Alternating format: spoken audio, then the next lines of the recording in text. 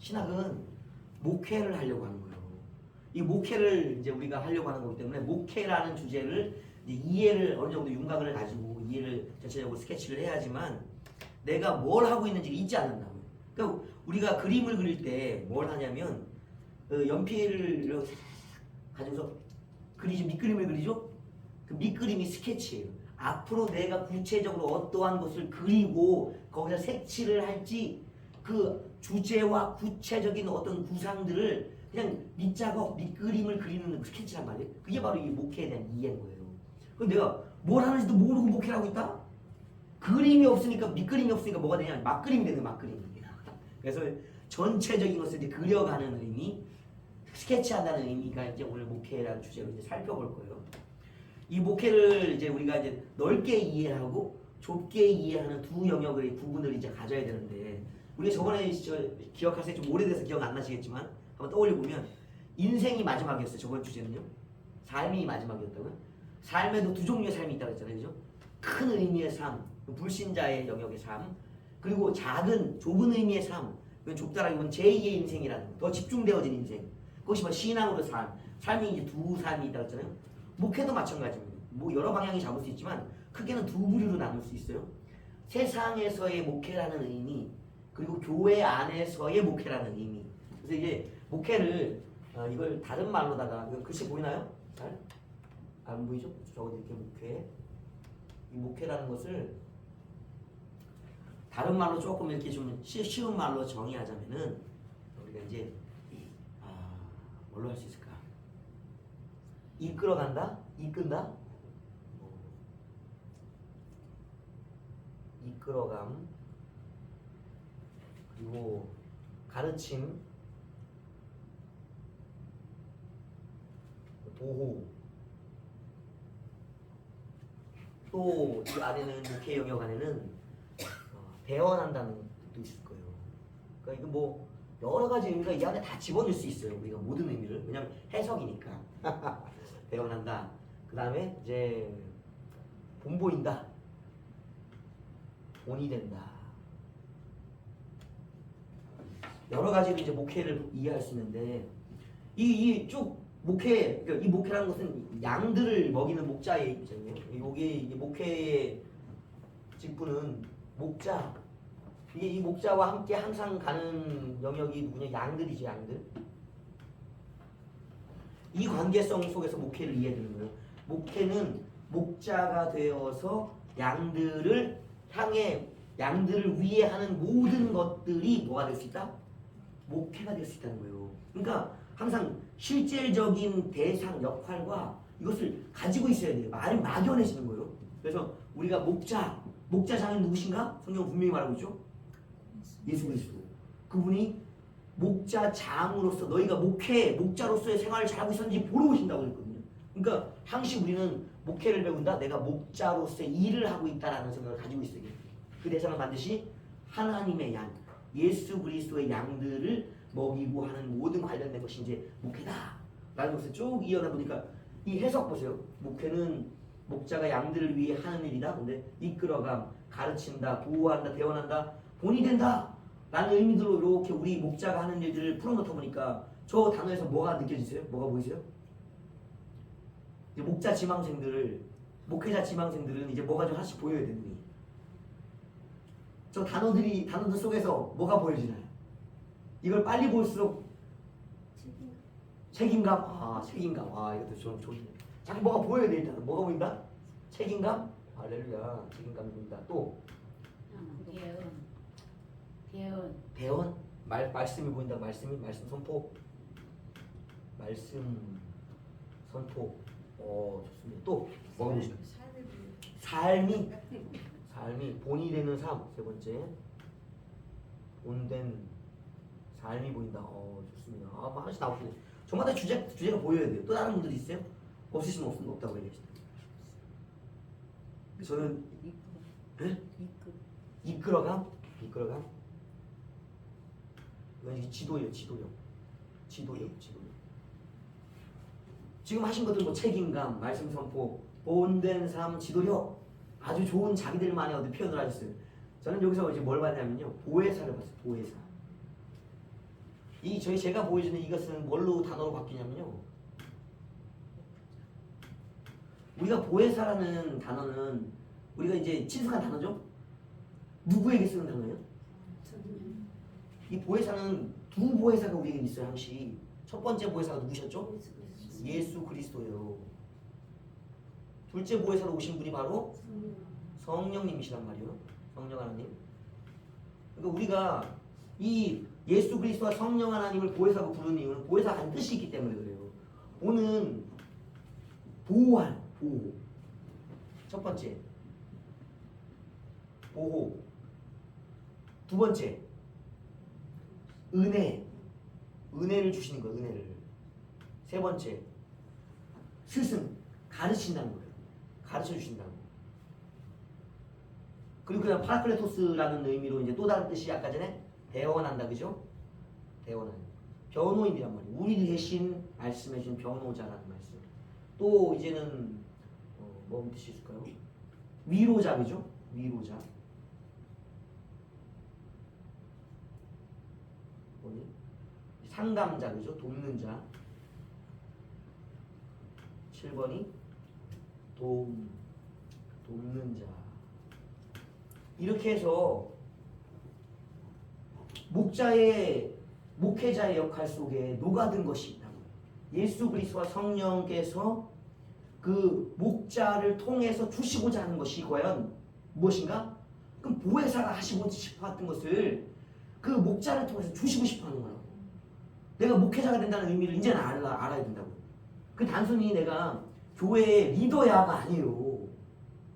리더는 리더의 의미가 있다고. 의미, 역할과 목적이 있다고.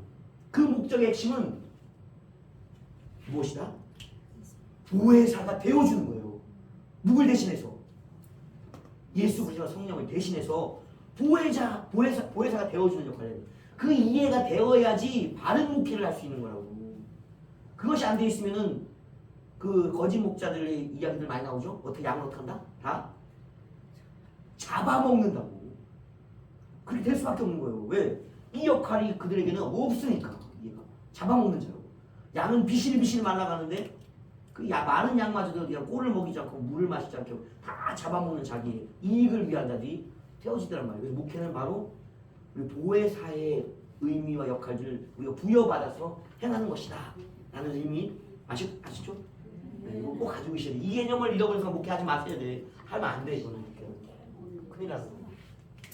자, 목회를 이제는 두 영역으로 나눠보면 어떤 영역으로 나눌 수 있냐면은 첫 번째는 큰 의미라고 불리는 일반적인, 그리고 작은 의미로 나눌 수 있는데 우리가 이제 목회의 기본적인 방향은요 항상 신앙과 관련돼 있어요. 우리가 그러니까 이게 신앙이라는 것은 굉장히 범위가 넓죠. 우리가 보통 신앙 다음에 뭘 붙이죠? 생활. 자, 눈치를 봤다. 신앙생활을 붙인다고? 여러분, 이 단어들을 쓰시는 분들 보통 머리들이 아니에요. 뭔 단어를 하나 만들어낼 때는요, 그냥 문득대고 만드는 게 아니라고. 문득대고 나왔는데 거기에 지혜가 있고, 그 지혜는 오랜 무엇 속에서 탁 도출돼 나오는 거예요. 그러니까 이 생활이 뭐냐면요, 우리가 세상살이.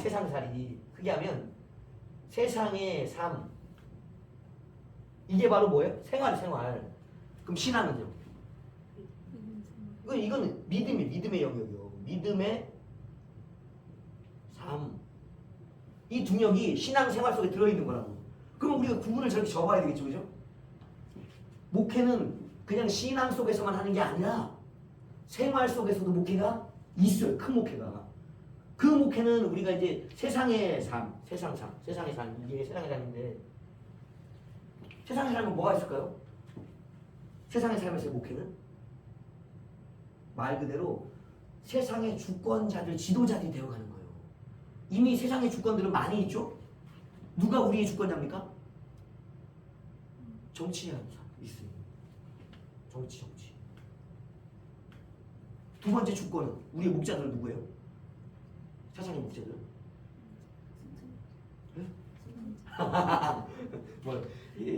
큰 무더기 나누면 쉽게 생각해. 저는 어려운 얘기를 저도 못해요. 그러니까 쉽게 정치, 우리가 학교 다닐 때 배웠잖아요. 경제, 뭐예요? 세 번째 문화. 그 다음에 종교, 신앙은 여기로 가는 거예요. 그러면 여기가 네 번째가 되겠네요. 그죠? 신앙, 종교라고 불리는 신앙이 이제 여기 가겠네요. 그 다음에 또 뭐가 있어요? 정치, 경제, 문화. 종교, 끝이에요? 여기서 또 세분화가 되겠죠? 그럼 일단 네 개로 부분해 보자면 세상의 삶의 주권, 지도자들이 네 부류가 있다고. 정치하는 자들, 경제, 돈을 가지고 우리를 지도해가는 자들, 문화라는 여러 가지가 막 되죠. 그럼 여기 정치라는 부분을 우리가 잘 친축하죠? 바로 세상의 왕들이 왕들. 우리도 모르게 우리는 무엇인가에 의해서 누군가에 의해서 이끌림을 받고 있는 우리는 세상의 뭐들이야? 양들. 이 양들 중에서 탁월한 자들, 권세자들을 뽑아서 무엇을 사는가? 주권을 주기 시작하는 거예요. 그러니까 세상에서 우리가 뭐 하려고? 공부 왜 열심히 해요? 뭐 하려고? 출세하려고. 출세가 뭐예요? 이 왕들 주권을 받으려고 하는 주권을, 통치의 주권들을 받으려고. 사회가 빠진 거 같아. 사회? 사회가 좀 있어야 돼. 사회 중요하지. 사회성이 없어질 뻔했네. 5번 사회. 1, 2, 3, 4, 5 사회성. 사회성이 없으면 안 되지. 그러니까 우리가 공부하고 뭐 노력하고 배우고 하는 모든 일이 뭐냐면 세상의 리더들이 되기 위한 거예요. 교과서 따져보시면. 그러니까 이 목회라는 것의 핵심은 리더력, 지도력을 갖기 위한 거거든요. 주권이라는 게. 그러니까 어떤 영역이든 무엇을 다투는가? 내가 지도자가 되기 위한 이 무엇인가 갈등을 가지고 경쟁을 하고 있다는 거예요. 그러니까 이게 꼭 필요한 거예요. 이거 나쁜 게 아니에요, 세상 살면서. 경제도 마찬가지죠. 열심히 일하고 돈을 모으는 이유가 뭐예요? 그 이야기는 이 부자가 되기 위해 부자. 부자가 돼서 뭐하게? 부자가 돼도 역시 뭘 갖는다? 주권을 갖는 거예요. 여러분, 가난한 사람이 뭐 할 수 있는 게 뭐가 있을까요? 실제 현실 속에서는 가난한 자들이 할 수 있는 일이 극히 적어요. 아주 없진 않아요. 왜냐하면 콩 한 쪽도 나눠 먹고 뭐 하나라도 나눌 수 있는 것이 가난한 사람들이 있어요. 그러나 이 부자가 할 수 있는 일은 많다고. 만약에 욥이 할 수 있는 일이 뭐가 있었을까요? 욥이? 욥은 그 사는 성읍에서 가장 큰 부자였다. 동방에서 가장 큰 부자였다고요.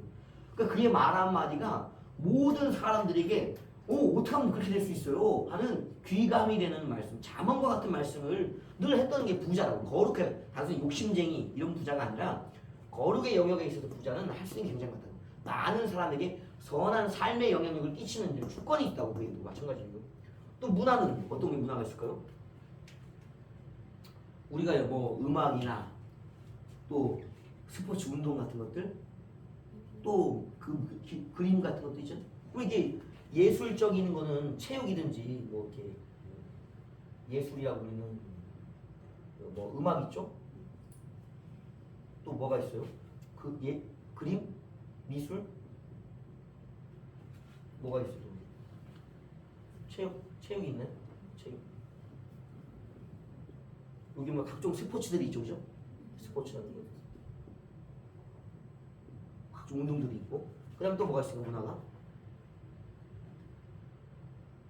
공연? 예술 공연 같은 거 들어가냐? 케이팝. 음악, 그죠? 이러면 각종 공연들. 여러분 야구 한번 하는 거 보셨어요? 야구? 미국 난리 나요. 풋볼. 대한민국도 이 야구, 농구 어때요? 대단하죠? 전 세계의 사람들이 올림픽이라는 거 열광하잖아요. 월드컵 뭐 이런 거 열광하고 축구 같은 거. 해서 뭐하게? 다 따르는 거예요. 돈, 명예 같은 것들.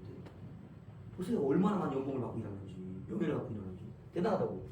그 사람들이 영향력, 어디 광고에 누가 등장해요? 제가 광고 나오는 거 보신 적 있어요? 광고주들이 저는 안 불러요, 여러분. 여러분들 안 부르시고 저도 안 불러. 탁월해야 된다고. K-팝 얘기 지금 하셨죠? BTS 말해야 되나? BTS 최고의 주가를 달렸잖아요. 지금도 여전히 유명하지만 세계적인 사람도 있다고. 한번 뜨기만 하면 그냥 들썩들썩한 사람도 있다고. 다 뭘 갖고 있는가? 사람들에 대한 영향력. 이 주권을 갖고 있는 영향력. 이걸 벗어날 수가 없다고 이걸. 사회는 안 그래요? 우리가 사회라는 것은 곧 조직이 조직. 이건 뭐 국가 조직 아니면 공동체 조직이든지 아니면 지역 조직이든지 지방자치든지 조직이라고 이거 사회는. 이게 뭐 이게 어디입니까? 지방자치, 지방조직이죠. 또 뭐가 있어요? 국가, 그건 국가. 이건 뭐 공동체들 있죠.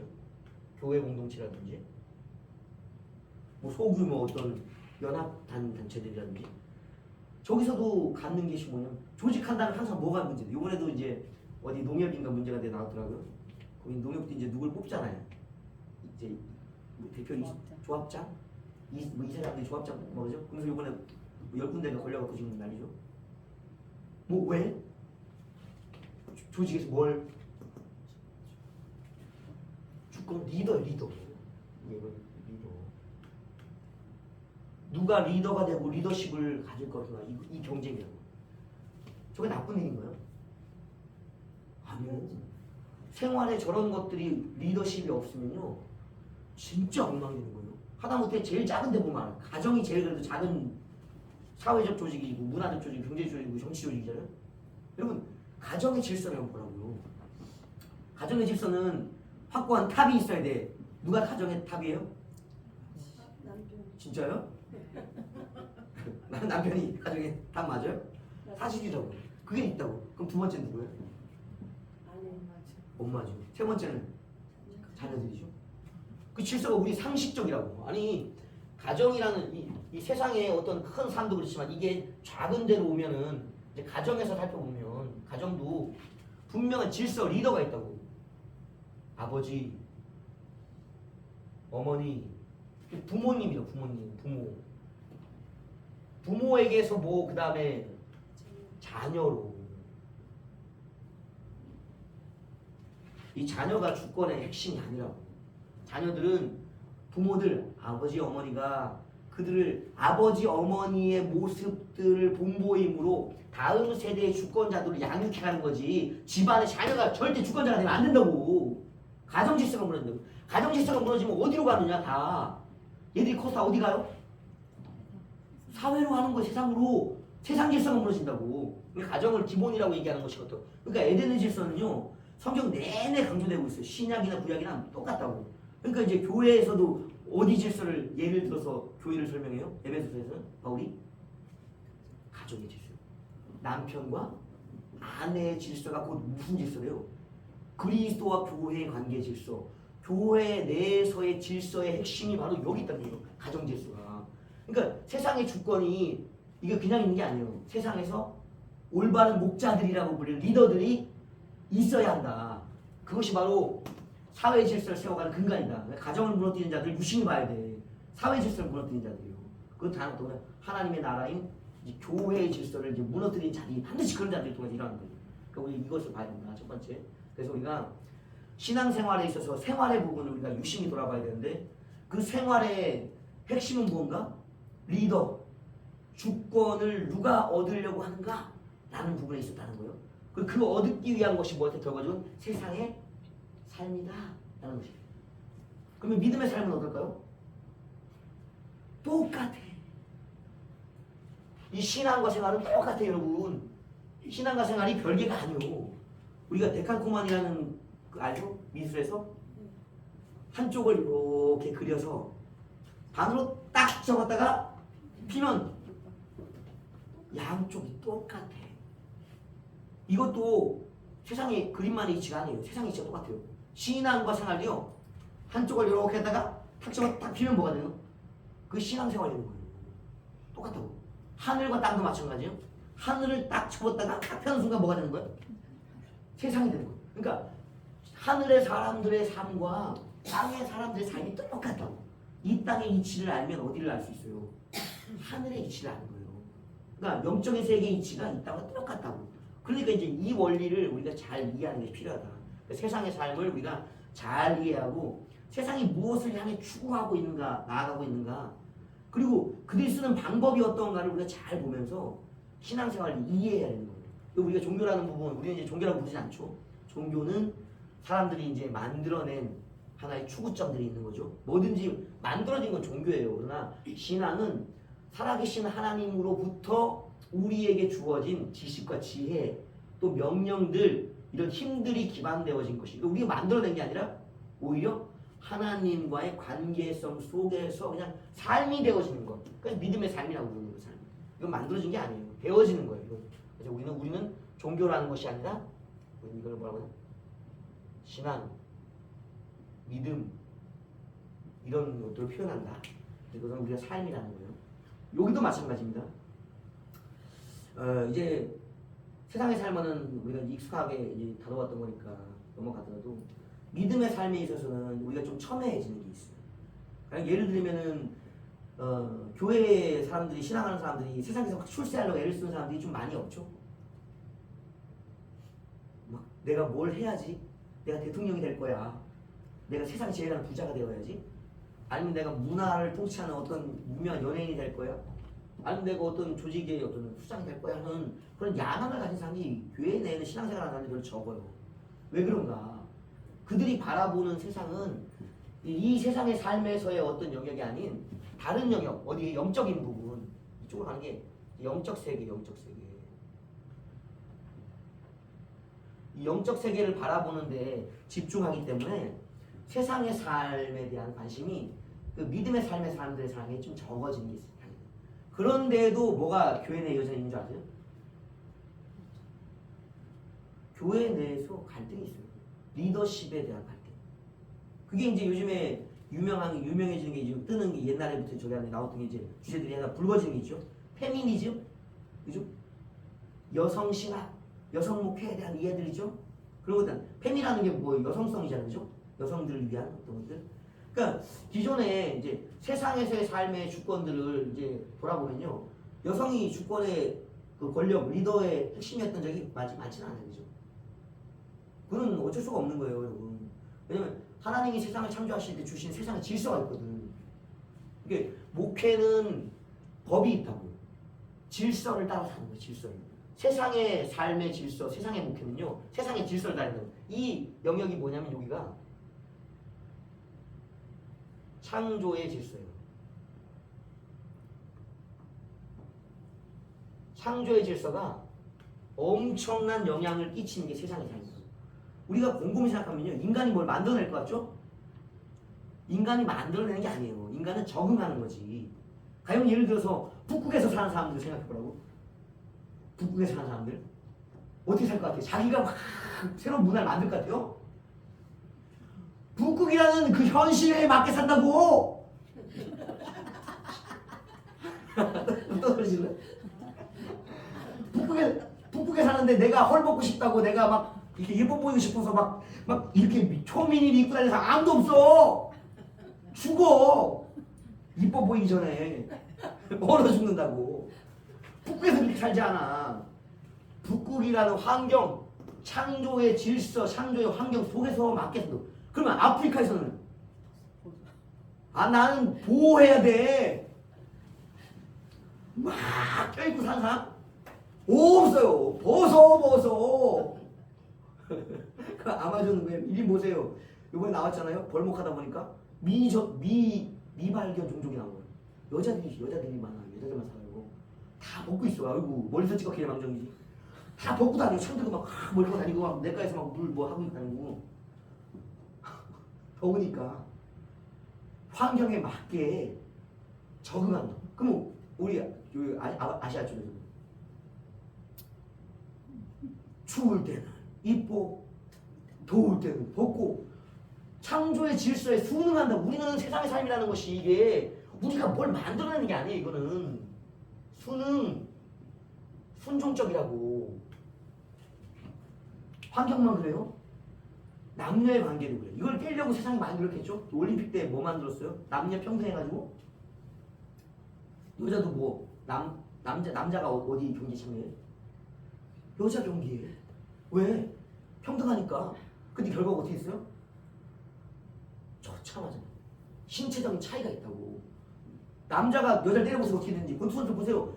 둘 다가 어느 수준급에 있는 프로라고. 여자는 챔피언이고 남자는 한 남성들 사이에서는 중간쯤에 위치 있는데 성전을 해서 여자가 된 거잖아요. 근데도 붙였는데 이거 어떻게 돼? 경기를 이제 안 하겠다고 포기했다고. 선수 생활을 포기했다고. 이 물리적인 창조의 영역에서 남자와 여자의 몸이 다르다고. 그걸 내가 만들어낸 게 아니라고 순응하고 사는 거지. 세상의 삶의 핵심은요, 주님이 지으신 창조 세계, 세우신 질서에 순응하면서 순종하면서 살아가요. 다만 그 안에서가 뭐가 있는가? 하나님이 주신 뭐 몸이랑 막 체계가 막 서열이 있는 것, 이것만 있는 게 아니라고요. 그 안에 단지 다른 존재가 없으면 할 수 없는 영역이 있다고. 아니, 예를 들어서 남자가 막 힘이 엄청나게 세. 세상을 정복했어. 그 다음에는 여자가 없으면요. 네? 다음 배가 없어. 정복해서 뭐 하려고? 잠깐 30년 하다가 죽으려고? 끝나려고? 그게 뼈빠지게 노력해요? 왕국, 이 제국을 세우는 건요, 내가 세운 것을 또 다르게. 왜? 내 이름이 어떻게 되는 계속 자녀들을 통해서 지켜지는 거예요. 업적이 된다고. 그걸 그 핵심을, 권력의 모든 핵심들도 물려주고 돈 벌어서 뭐 하려고? 1조까지 벌 수 있으려나? 우리가 30억만 넘어가도 그다음부터 우리가 관리할 수 없다라고. 재무관리가 안 된다고. 30억만 넘어가. 더 이상 벌어서 뭐 하려고? 주려고 하는 거예요. 주려고. 왜? 자기의 어떤 노력이 자기장에 전해지면서 계속 그 부가 계속 올라가면서 자기가 이끌다. 자녀들을 통해서 존속하고 싶은 거야. 그게 있다고.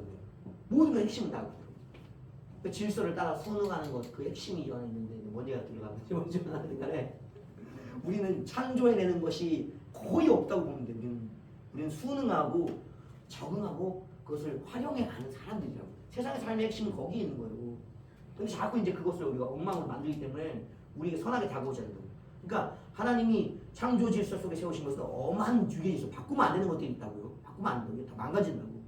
그러나 그 안에 그 바꾸면 안 되는 엄한 질서 속에 다음에 배려라는 질서를 새겨놨다고. 반드시 이 약한 존재들이 없으면 이 강함들이 강함다워지지 않는다고. 지속이 안 된다고. 그 여자가 없으면 남자는 존속할 수가 없어요. 지가 뭐 애를 낳을 수가 없잖아요. 당연히 자기가. 그러니까 여자를 약하게 보는 게 아니에요. 여자는 생명을 위한, 그러니까 초창기 세상의 삶의 핵심의 창조의 질서가 뭐냐면 생명이에요. 이게. 생명은 내가 절대 혼자 만들어낼 수 없다. 그러니까 반드시 여자가 있어요. 그러니까 우리가 세상 속에서 여자가 권리를 자꾸 주장하다가 이제 안 됐던 이유가 뭐냐면 저런 필수적인 어떤 영역에 있어서의 여자의 역할이나 이 위상들을 이해를 못했기 때문인 거예요. 그러니까 창조 질서 속에 우리가 저번에 말씀 나눴었잖아요. 그러니까 아담에게 주셨던 것, 하와에게 주셨던 것에 어떤 역할들이 삼위일체 하나님의 성품이 그 안에 녹아있다고 그랬죠. 역할들이. 그러니까 남자에게 주셨던 것은 남자는 말씀과 권세를 받았던 거예요. 이 그리스도적이라고. 그 여성에게 주셨던 건 뭐냐면 돕는 자의 역할, 보혜사적인 역할이 그들이 또 있었다고요. 성령적인 역할이. 그러니까 이 그리스도적인 것, 성령적인 역할이 남자와 여자 속에 녹아있기 때문에 세상 질서는 항상 삼위일체, 하나님을 아버지로 모시고 살아가는 두 남녀의 역할들이 계속 녹아져 있다고. 근데 계속 이쪽을 무시하니까 이제 여자들이 이제 들고 일어나는 거지. 언제까지 내가 참겠냐. 이제 나도 돈 벌 수 있고, 나도 일할 수 있고, 뭐 나도 군대 가서 나라를 지킬 수 있고, 나도 뭐든지 남자들과 똑같이 할 수 있다라는 이제 영역이 일어나면서 남자의 이 위상이나 이런 것들 이제 우리도 같이 높아지겠다라는 이제 운동들이 시작되는 게 페미아니즘이죠. 근데 그게 원래는 세상 속에 하나님 창조주에 있었다고요. 있었는데 한쪽을 너무 간과하다 보니까 이제 그것이 짓눌려다 지금에서 이제 폭발하는 거지. 하나님이 지으신 세계는 공평하다고. 여자만 있어서 남자가 없으면 여자만 있으면 돼요? 안 되지. 여자가 먼저 예를 들는 거 봤어요? 근데 임마누엘 사건 한 번뿐이라고. 그건 윤정수. 남자가 있어야, 생명을 주는 자가 있어야 생명을 잉태해서 낳는 자가 있는 거지. 주는 자가 없는데 어떻게 자기가 수상 낳느냐고. 낳는 자가 없으면 또 생명을 아무 줄 자가 없는, 받을 자가 없는데 어떻게 줄 수가 있고. 조화로움이 이 이치라는 것이 삶 속에 녹아져 있다고. 그것을 뭐 하지 못했는가? 하나님을 떠나니까 지혜가 닫힌 거야. 여자를 바라보는데 뭘로만 바라봐요? 창세기 갑자기 이제 후반에 가인이 이제 일을 저지르잖아요. 동생을 죽이잖아요. 생명을 존중하지 않는 게 생명의 위대함을 이제 잊어버린 거야. 동생을 죽이면. 그 다음부터 쭉 흘러가면서 뭐가 나오는가? 라멕의 시대 아내가 갑자기 창조에서는 분명히 한 명이었는데 둘로 늘어나죠. 왜 그런 거야? 아내가 한 명인데 지금 두 명이 필요해. 이제 아내가 소유물로 바뀌어가는 전환점이에요. 그러니까 하나님이 세우신 질서 그 속에서 남자들이 주권을 가지고 이제 그 주권의 사역, 아담에게 주던 거 똑같은 동일한 공동사역이에요. 가꾸고 경작하고 번성하라는 공동사역을 이뤄갈 동반자가 아닌 소유물로 보니까 이거 저거 이렇게 하나 이렇게. 그러다가 이제 물 심판 때 되면 세상에 대한 평가가 어떻게 나와요? 하나님의 아들들이 사람의 딸들을 원하는 대로 취했다. 그럼 이게 뭐 해석이 분분합니다. 이것은 뭐 여러 가지 해석들이 있어요. 그러나 그 해석들을 이제 이게 세상의 남녀의 질서의 의미에서 그것을 이해하자면요, 이렇게도 이해할 수 있는 거예요. 한 명의 남자에게 한 명의 여자가 주어져서 생명을 잉태해서 가정이 번성해 낳는 것이 하나님의 창조의 질서였다면, 이제는 사람들이 뭘 어떻게 생각하냐?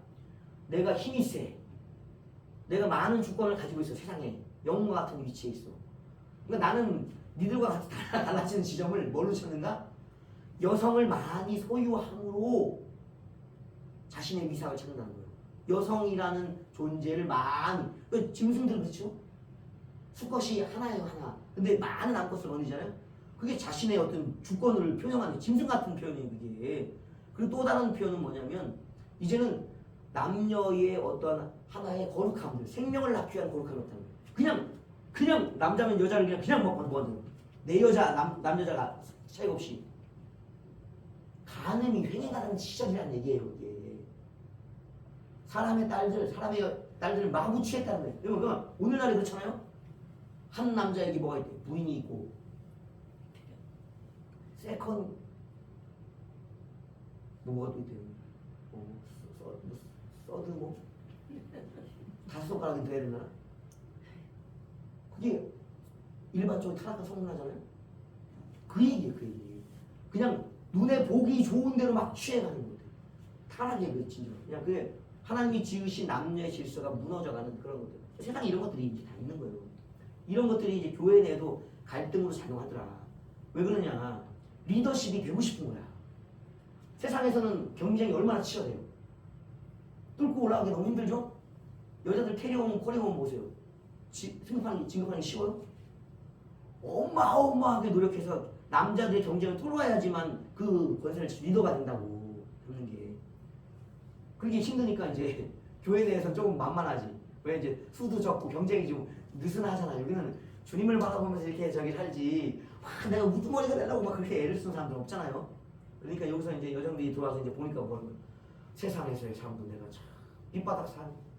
언제까지나 이 세상을 내가 살아야 돼요? 아, 교회 안에 들어왔는데 여전히 내가 밑바닥 삶에 거름 같은 삶에. 그렇죠? 이제 내 목소리를 내고 싶다. 나야 라고 하고 싶은 거예요. 그러니까 이제 뭘 찾는 거야? 리더십이 되고 싶은 거야. 그러니까 이제 뭐 페미니즘이 여기서 이제 막 교회 내에서 자꾸 일어나잖아요. 그런 것들이 있는 거예요. 그러나 하나님은 세상 속에서나 교회 내에서나 모두를 존중하고 인정하셨다고. 그게 있다고. 그러니까 여자들이 내가 뭐 권리를 추구해 가서 뭐 얻어내는 그런 영역이 있는 게 아니라 남편으로부터 받는 사랑. 그 사랑은 남편이 목숨을 건 사랑이라고 성경은 말하고 있어요. 그리스도가 목숨을 건 사랑을 교회에 주었듯이 남편들은 목숨을 건 사랑을 아내에게 주어라 라는 것이 성경의 가르침이거든요. 그 얘기는 뭐예요? 남편의 목숨을 부여잡고 있는 게 아내인 거예요. 근데 뭐가 필요해? 목숨을 부여잡고 있는데 그 사랑이 이제 온전하다면 교회 내에서 폐미가 있을 수가 없다고. 창조의 질서, 목회적인 신앙과 믿음을 지켜가기 위한 질서가 필요한 것이지. 속 터나지 않으시죠? 왜 우리를 자꾸 밑에서 좀 밟으려고 그러냐? 밟는 게 아니라고. 가장 밑에 있음으로 가장 높은 것에 있는 것들을 다 키워내는 토양과 같은 역할을 하는 거고, 그 모든 것을 해내므로 뭐예요? 그것이 자기의 영광 열매가 됩니다. 그 바울의 표현 중에 한 표현이 있죠. 바울의 표현인가요?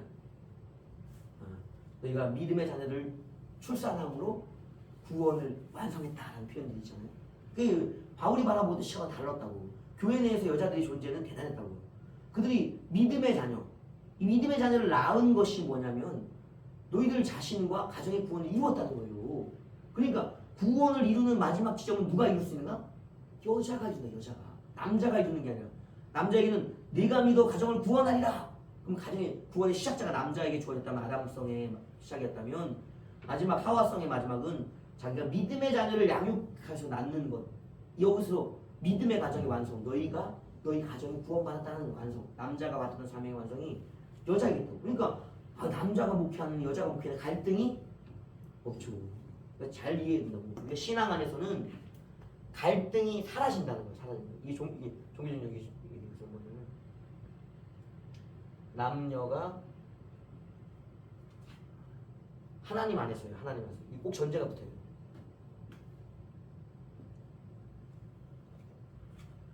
평등? 평등? 공평. 교회는 패미가 없습니다. 여성의 주권이 무시된 적이 교회는 없어요. 사실은. 다만 이제 세상에서처럼 그걸 이해하지 못하는 자들이 이제 여성성을 이제 발탁하고 사용하지 않아서 그렇지 원래는 있다고. 그래서 이제 이 싸움에 이제 나와 있는 싸움에 여성 목회자 우리 성청에도 그렇지만 이제 남자들은 목회했잖아. 목사였잖아. 이제 누가 등장해 여기서? 여성 목회자. 이게 첨예한 문제예요. 실제는. 여기 여성 목회자, 여성 목사를 세우는 게 맞나요? 틀리나요? 이 한번 얘기해 보시죠. 편하게. 나는 여성 목사가 있으면 당연하죠. 아니 남자만 목회해야 돼. 남자만 목사 있어야 돼. 어떤 생각이 가지고 계세요? 우리 생각이 중요한 것이 아니죠. 하나님이 그거 쓰시는 그렇죠. 하나님 안에서는요 남녀가 평등해요. 왜냐면 저번에 말씀드렸죠. 성경은 진리이기 때문에 진리는 우리가 바라보는 양극단 모두를 성경 안에 포함시키고 있어요.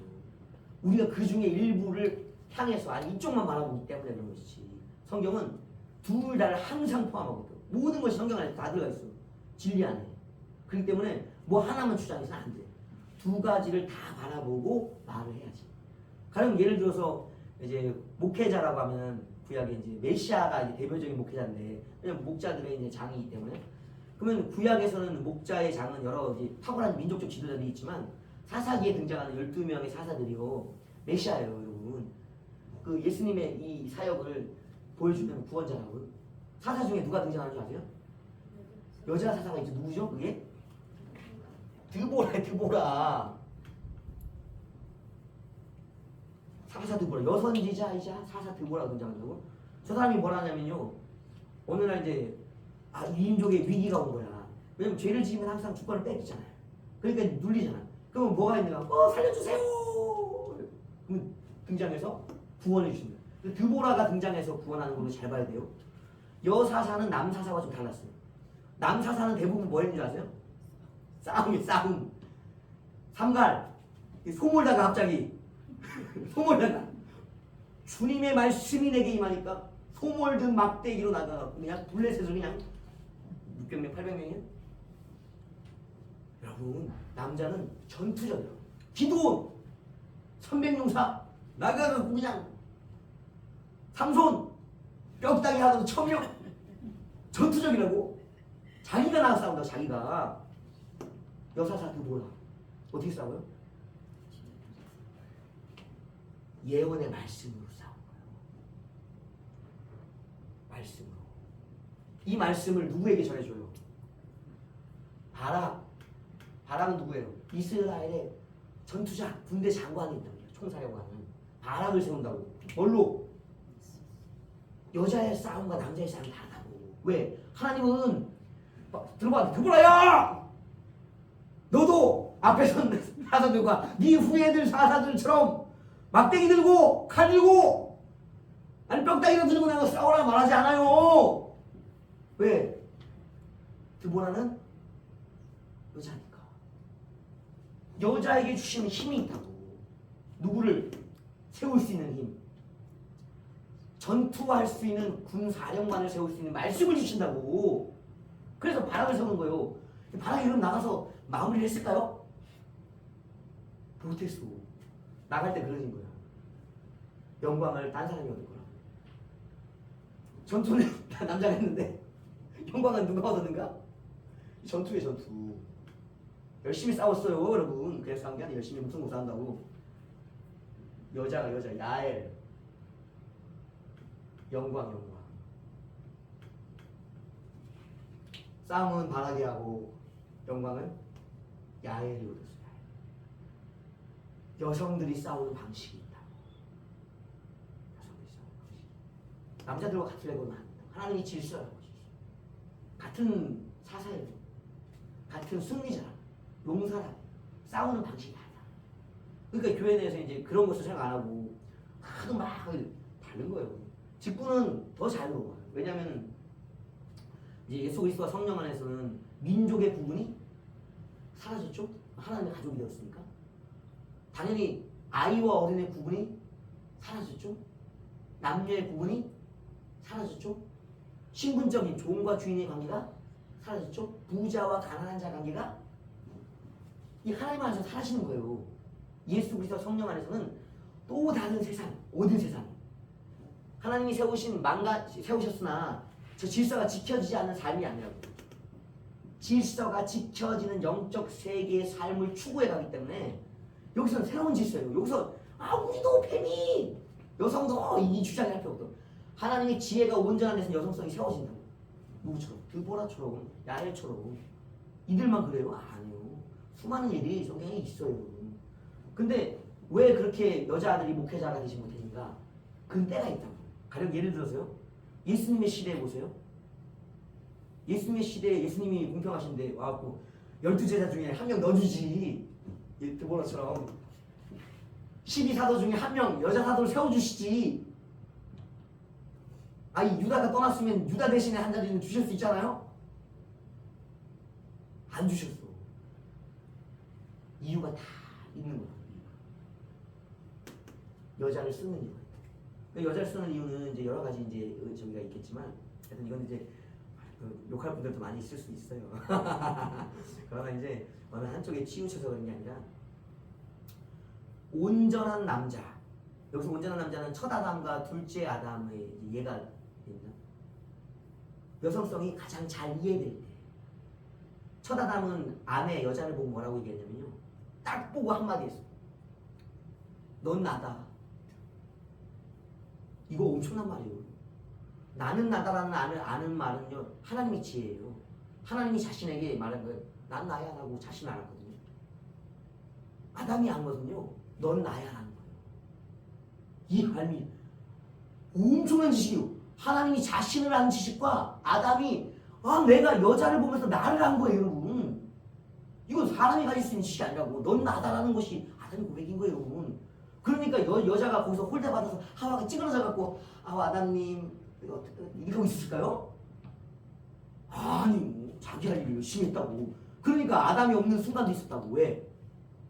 아담과 같은 권세와 지위로 에덴 동산을 열심히 가꾸고 다녔으니까. 그러다 뭘 만났어? 뱀을 만난 거라고. 순종적이었으면 맨날 어디를 쫓아다녀야 돼? 아담만 절절 쫓아다녀야 된다고. 아담님 그러면서 분리되었다. 독립된 역할을 하고 병작의 역할을 존중받았다고. 예수님 때는 둘째 아담 때도 마찬가지였다고. 여자들이 어떤 존중을 받았는가? 이 여자여라는 표현 뭐 이런 것도 있지만 그 존칭의 표현들도 있지만요. 상녀들 만나주시는 거예요, 여러분. 여자들을 대할 때 급이 있다고, 여러분.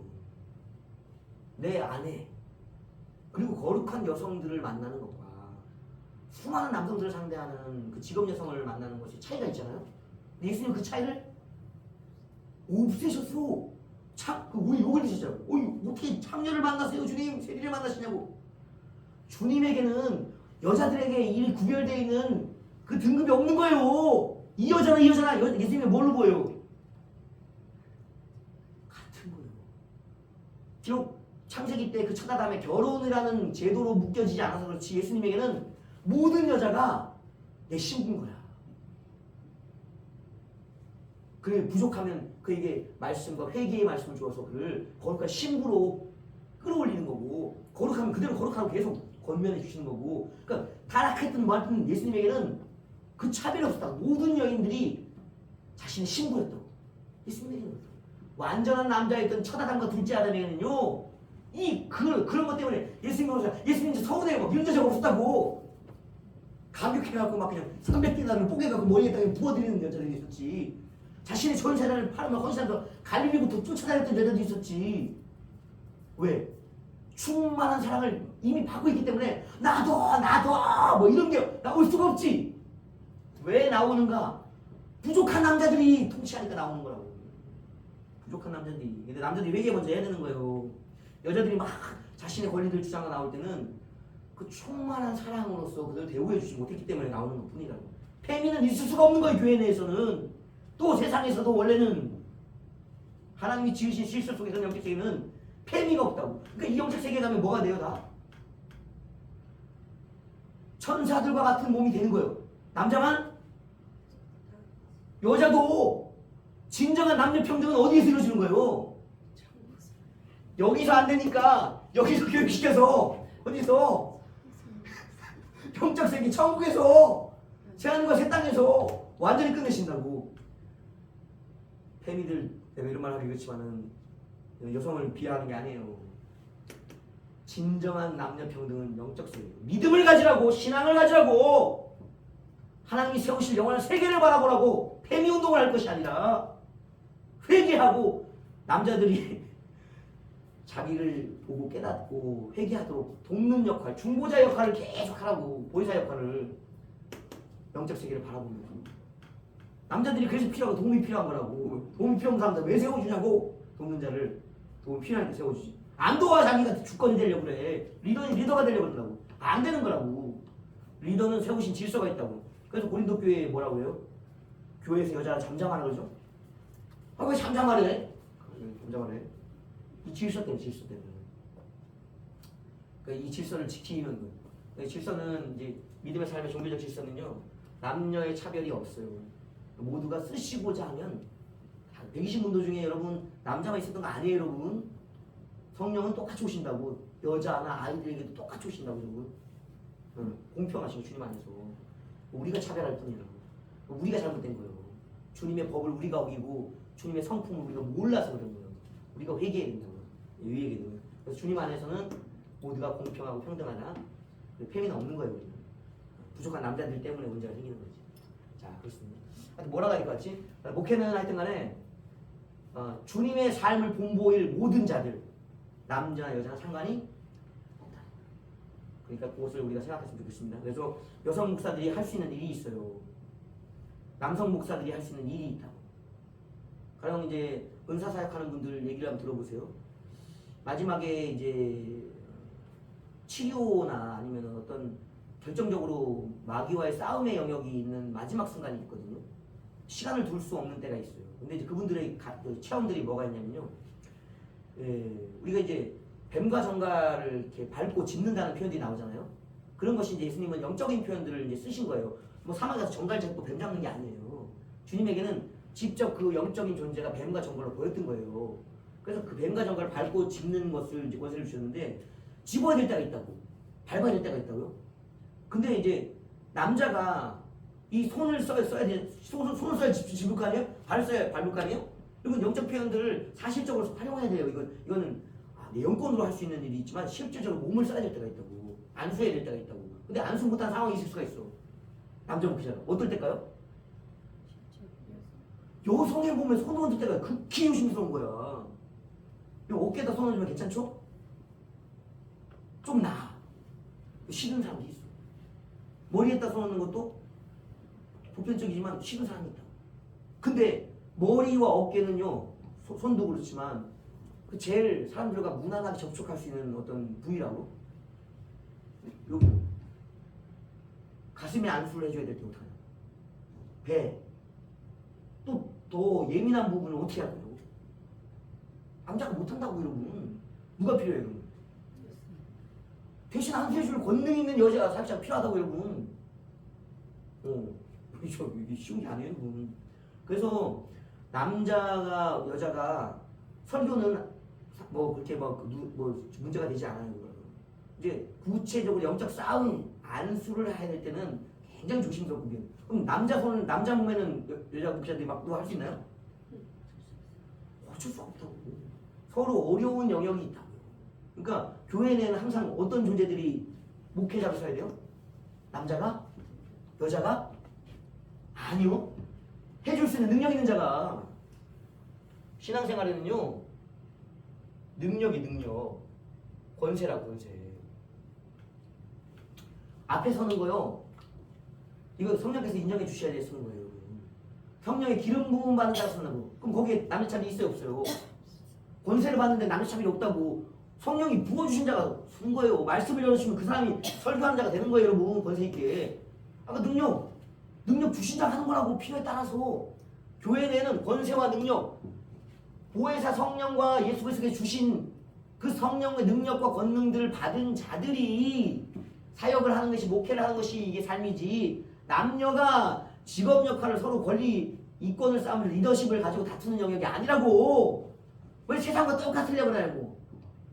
세상에서 한층 더 성숙해서 영적 세계에 가까워져야지. 이해하시겠어요? 목회는 남자가 하는 게 아니라고. 목회는 여자가 하는 게 아니라고. 목회는 권세와 능력을 받은 목회자가 하는 거라고. 목회자에는 남녀의 구분이 없다고. 이 얘기를 하고 싶다. 정리가 됐나 모르겠네. 하여튼 이 부분이 있습니다. 그래서 남자 하나 여자가 하나 이 문제가. 그래서 남자가 리더십이 될 때는 항상 자기 아래나 동등한 사역자로 누굴 둬야 될까요? 능력 있는 권세 있는 여성 목회자를 둬야지. 여자가 목회자일 때 권세 있는 능력 있는 남자 목회자 둬야지. 성청에는 그걸 어떻게 하고 있어요 지금 10몇 년 전부터 이제 여성 목회자로서 쭉 가다가 어떻게 방향을 잡았어요? 남자 목회자의 필요성을 이제 알아요. 전에는 이제 여성 목회자가 목사들이 없을 때는 우리가 이 리더십이 돼야 되겠다 이 분발을 했다고요. 해오다 보니까 또 이제 발견하게 되는 게 나누어져서는 안 되는구나. 둘이 교회 안에 목회 영역 안에 같이 있어야만 되어지는 영역이 이제 보여지더라는 거예요. 그럼 어떻게 돼? 실천해야지. 권세와 능력 있는 자들을 키워내고 찾아내서 교회 안에 신앙의 믿음의 삶의 영역에 리더들을 세워내야죠. 이걸 안 하면 안 된다. 이걸 이제 아셨죠? 차별과 구별의 문제가 아니라 능력과 권세가 보혜사에게 부어졌냐, 하나님께 부어졌냐, 이거의 목적이에요. 남자라도 없으면 세우면 안 돼. 그런 거예요. 남자라고 세우는 게 아니에요. 나이 많다고 세우는 게 아니에요. 하나님께 권세와 능력을 받은 자인가가 중요한 것이다. 오늘 교육받는 분들은 이제 공부하는 분들은 뭘 생각해야 되는가? 내가 권세와 능력의 기름 부음을 받았는가? 이걸 받으면 당연히 뭐가 붙는 줄 아세요? 영권이 부어졌잖아요. 잘하는 레파토리가 있습니다. 영권, 인권, 물권이라는 레파토리가 있다. 그거는 그냥 그들이 실없이 하는 얘기들이 아니에요. 수많은 삶의 경험을 통해서 확증된 거라고. 영권이 오면 인권과 물권이 따라옵니다. 남자와 여자를 떠나서. 그러니까 이렇게 좋은 목사님들이 서시는 거고, 목사님 서시는 거고, 연합성총회라는 여성 목회자들이 목회를 하고 있는 거라고. 점액을 지켜주는 게 중요하다고. 그리고 일부 교단들도 고집스럽게 막 얘기하는 것도 있잖아요. 이해는 돼요. 이해는 돼요. 왜냐하면 여성 리더들 세워놨더니 문제들이 여러분 굉장히 많았습니다. 사실은 그건 사실이에요. 왜냐하면은 남자들에게 강한 점은요, 남자들 의외로 말씀 쪽이 다들 대부분 강해. 그러니까 말씀이 강하다는 건 법이 강하다는 거예요. 법이 강하면 재판권이 강하지. 옳고 그름이 사리 분별이 잘 돼. 잘 보여. 잘 보인다고. 근데 여성 목회자들에게 뭐가 좀 부족하냐면 말씀이 좀 부족해. 그 대신에 그들은 기도가 좀 강해. 그 기도가 강하니까 뭐가 영적인 체험들이 많아. 근데 이제 이 말씀이 약하다 보니까 여기 영적인 체험은요, 말씀보다도 더 깊은 단계로 가야 돼요. 제대로 된 판별권이 주어져요.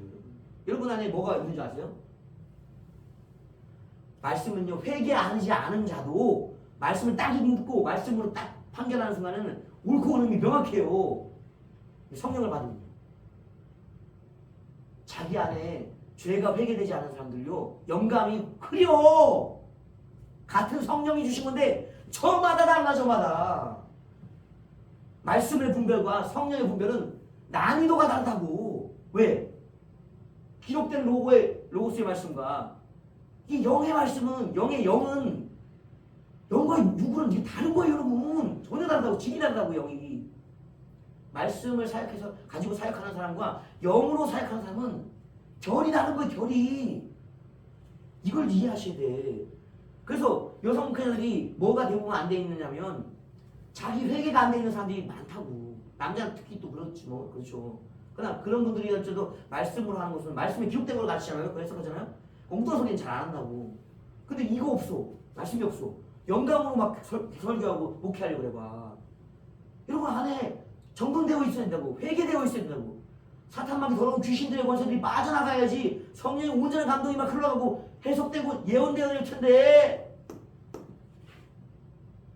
흐리다.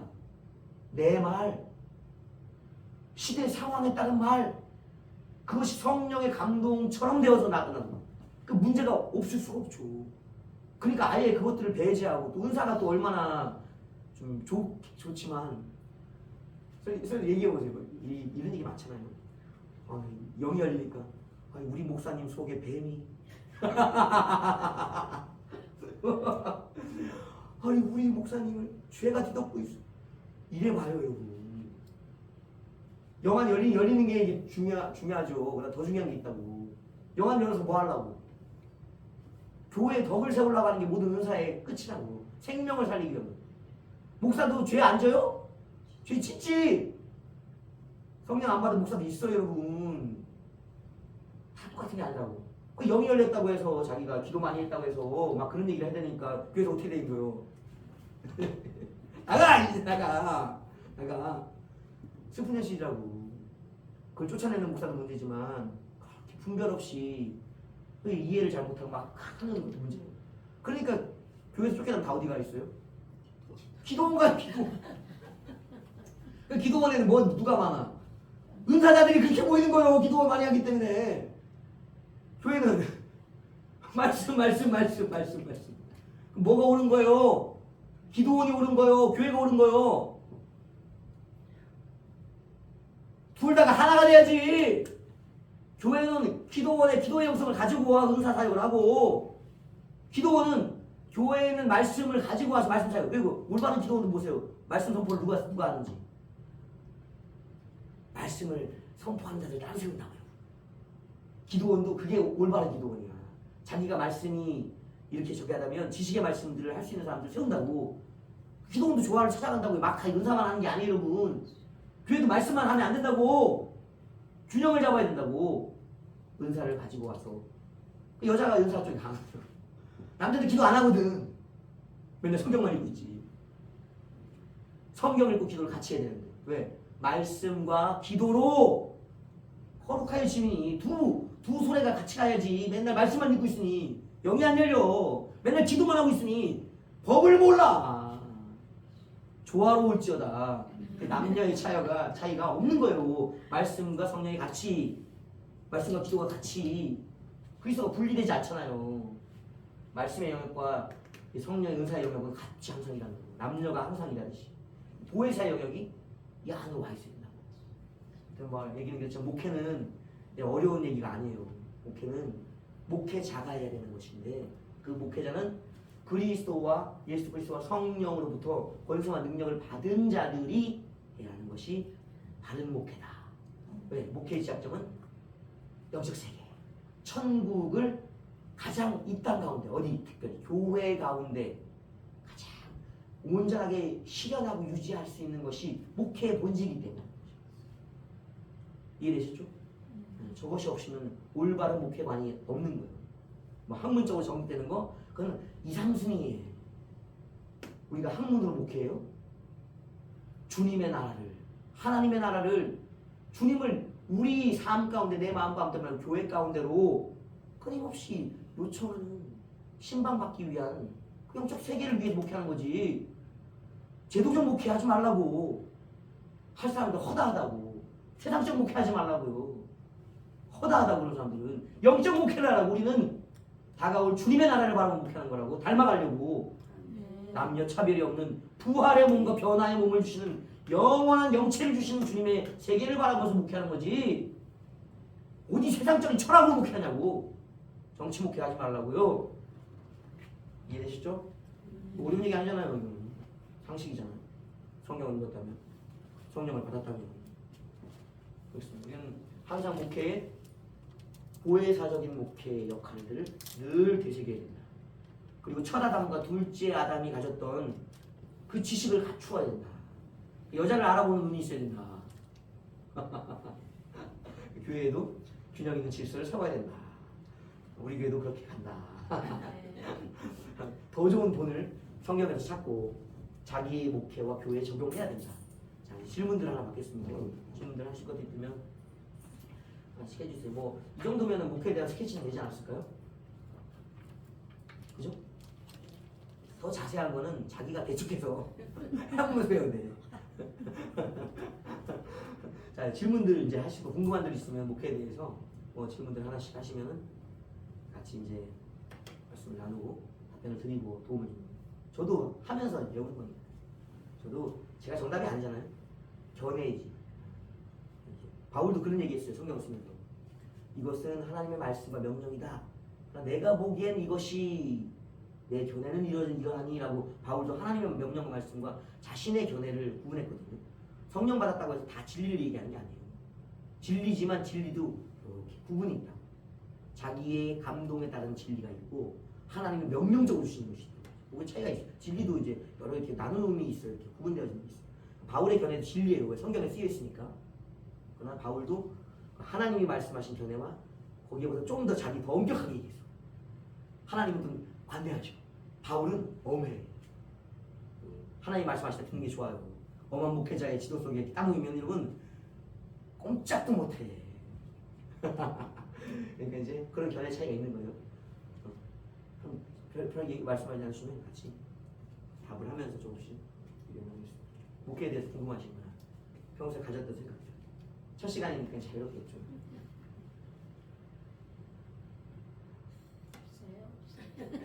소리만 안 없어. 들어오는데 없으면 어떻게 그러면 얘기를 가르쳐야지. 그래도 끝나지. 그래. 잘 배웠습니다.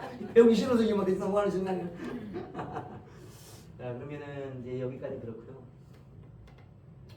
이제 목회의 또 다른 부분에 있어서 이제 이 능력과 권세라고 이제 말씀을 드렸었는데, 예, 능력과 권세의 부분을 우리가 이제 다루지 않을 수가 없어요. 예, 첫 번째 시즌 1에서는 영적 싸움에 대한 이야기를 했을 거예요. 이제 영적 싸움이라는 것은 결과적으로 교회가 보이지 않는 영역의 주권들과 싸우는 거거든요. 그러니까 리더십이라는 것이 세상에서의 남자와 여자로서의 어떤 리더십의 싸움 경쟁, 또 교회 내에서 리더십의 어떤 경쟁들, 이런 것들에 있는 것이 아니라는 거예요. 그러니까 세상과 교회가 놓여지는 영적 세계의 리더십이 있다는 거예요. 이게 바로 권세와 이제 능력이라는 부분인데, 이거 없이 목회한다는 게 문제인 거예요. 그러니까 우리가 이제 인식을 이제 바꿨으니까 남녀의 문제가 아니다. 오늘 새벽에도 디모데 설교를 해주셨어요. 디모데 나이가 어리고 나이가 많은 목회자들의 갈등, 나이의 문제도 아니다. 그러면 뭐가 문제인가? 영적 세계의 권세와 능력의 문제인 거예요. 영권의 문제예요. 영권. 그 영권이라는 핵심은요, 저 육체적으로 다루려면 죄에 대한 싸움이에요. 얼마만큼 죄를 분별하고 다스릴 수 있는가. 그게 바로 이제 육적인 부분의 절제의 영역, 권세와 능력이거든요. 그러니까 죄를 이기는 자가 이 리더의 표상인데, 영권의 표상인데, 그럼 죄를 안 져야 돼요. 사도들의 그 편지들을 자세히 읽어보시오. 뭐라고 되어 있는가?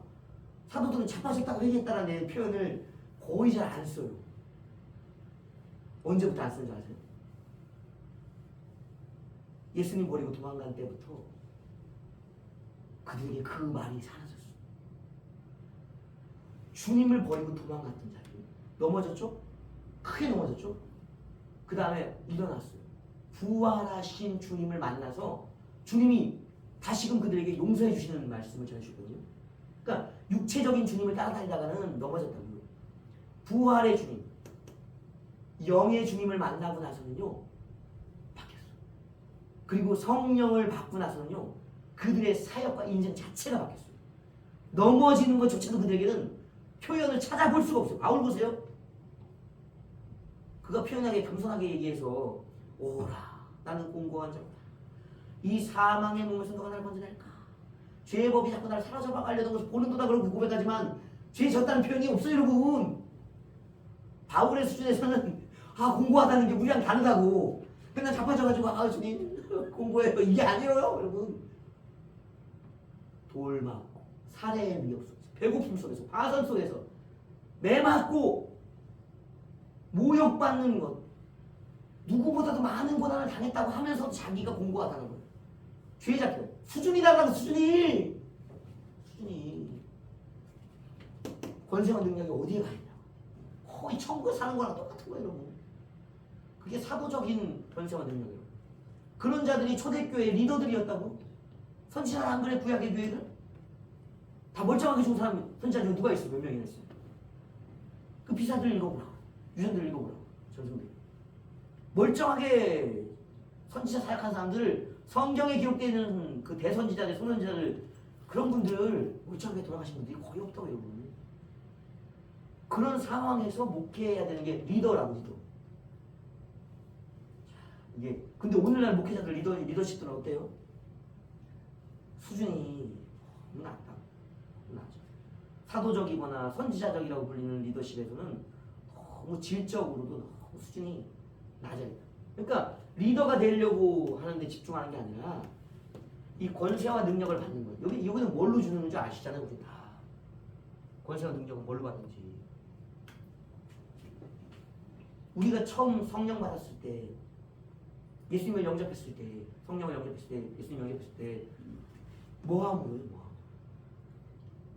우리 회개함으로 예수 그리스도를 영접했고요. 회개함으로 성령 받았어요. 목회자가 회개가 철저해야 돼. 그럼 자동으로 능력과 권세가 더 강해져요. 은사는 더 발현된다. 그럼 모든 사람들이 이야기하는 거예요. 왜? 그렇게 해보니까 실제 그렇거든요, 여러분. 안 해본 자는 이걸 몰라. 맨날 달라 그러면 되는 줄 알아. 아니요. 삶을 그렇게 살고 회개하면요, 자동적으로 그렇게 되어져요. 그게 증거라고, 증거. 그러니까 목회자가 가져야 될 것, 회개를 하고 있는가. 더군다나 죄를 안 짓고 있는가. 죄의 문제, 죄. 지금 죄를 짓고 있느냐, 죄를 짓지 않고 있느냐, 이 육체적인 어떤 부분에 있어서의 성결성이 1차적인 관문이에요. 그 두 번째, 죄 짓지 않는데 죄의 마음이 들어와요? 안 들어와요, 여러분.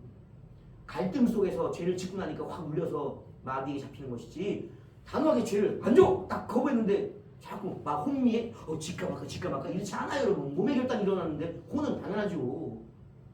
성결은 당연한 거예요, 영적으로는. 침체가 아니라 영적 침체가 아니란다고. 성령이 늘 그에게 부어진다고. 예수님처럼. 요한도 고백하잖아요. 성령이 한량없이 부어지는 것을 경험했다고. 그게 그분들의 영역이라고. 왜? 회개가 되고 죄를 짓지 않기 때문에 영이 흐려지지 않는 거예요. 막을 자가 없는 거예요. 열린 하늘이라는 그 비밀은 회개예요, 회개. 죄를 얼마큼 담아내는가. 이제 기도, 뭔 기도를 해야 돼요? 찬송 원자는 불러야 돼요? 뭔 말씀 전해야 돼요? 회개 말씀. 어느 때까지? 지금 회개만 하다 끝날까요 그러면? 능력과 권세가 그렇죠. 이 단계의 끝, 승급이라고 영적 승급은 회개가 되면 능력과 권세가 부어지는 때가 없고 자기가 안다는. 가령 예를 들면 전에는 예배 시간에 나왔는데 뜨문 몇 달에 한 번씩 주님의 임재가 있었어. 근데 이제 매 예배 때마다 임재가 있어. 뭐예요? 그 얘기는 뭐예요?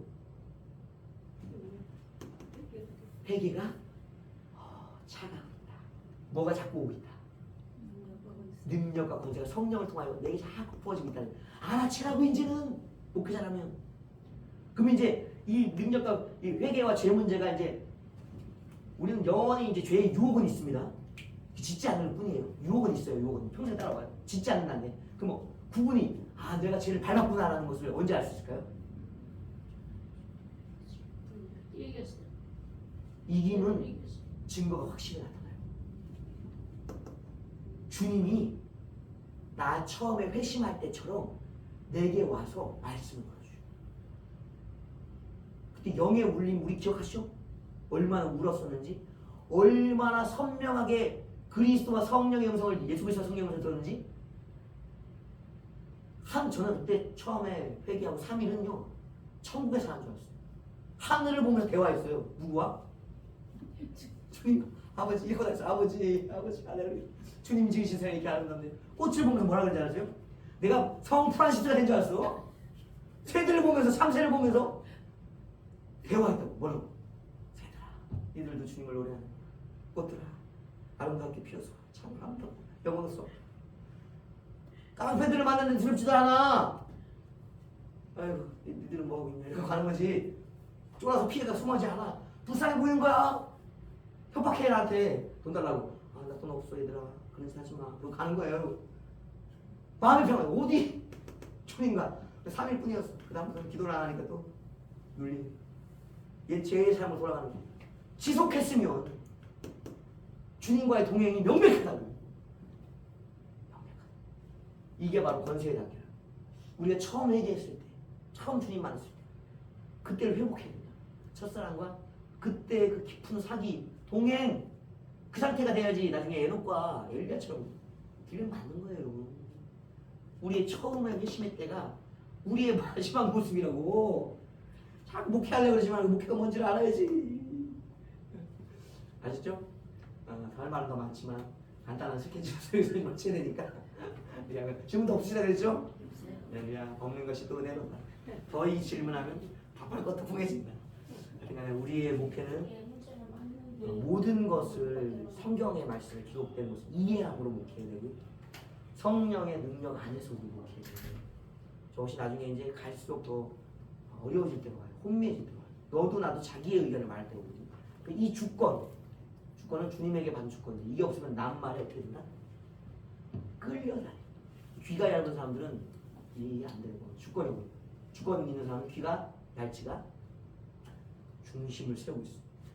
교회마다 뭐가 있어요? 목표가 있다. 그게 주님이 그 교회와 목회자를 향해 주신 말씀이다. 교회의 목표가 확실해. 자기의 목표가 이랬다가 아니야. 그것이 자기에게 주어진다. 그러니까 목회자는 주님이 주신 목표를 향해 마지막 영원한 생명과 천국을 위해서 나아가는 목표가 확실한 자예요. 확실하지 않으면 목회하지 마라. 뭐 해라? 회개해라. 그러면 길이 열린다. 목회가 열린다. 수고하셨습니다. 맞았습니다.